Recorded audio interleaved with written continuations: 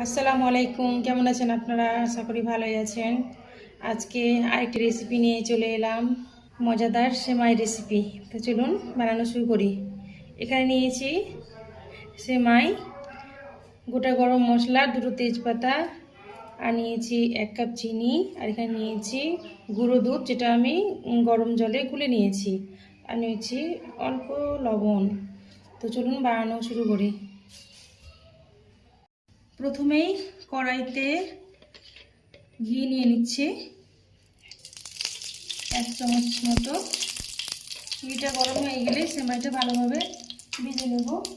গরম হয়ে গেছে ঘিটা, এবার সেমাইটা ভালোভাবে লাল করে ভেজে নেব।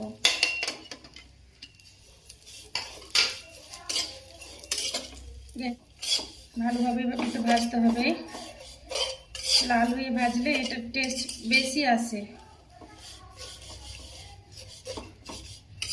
গ্যাস তাপটা অবশ্যই কম করে রাখবেন। সেমাইটা আমার ভাজা হয়ে গেছে। দিয়ে দিচ্ছি দুধটা আমি 1 লিটারের মতো নিয়েছি।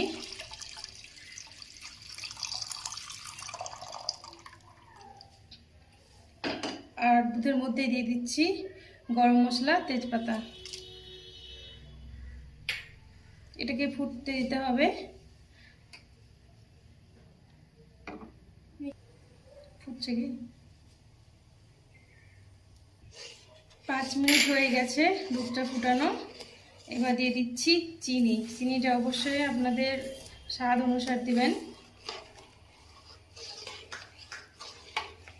আরও 1 মিনিট এভাবে দুধটা ফুটাবো। দুধটা ফুটানো হয়ে গেছে, দেখতে পাচ্ছেন অনেকটা গাঢ় হয়েছে দুধটা। এইভাবে চুলার তাপটাকে কমিয়ে দিচ্ছি। এবার দিয়ে দিচ্ছি ভেজে রাখা সেমাইগুলো।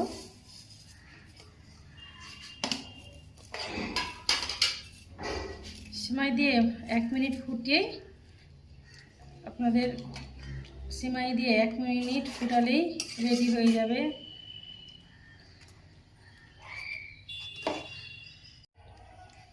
দেখতে পাচ্ছেন সেমাইটা আমার সম্পূর্ণ হয়ে গেছে। এইভাবে আপনারা বাড়িতে খাবেন, অনেক টেস্টি হয় খেতে। আর আপনারা ভালো থাকবেন। আসসালামু আলাইকুম।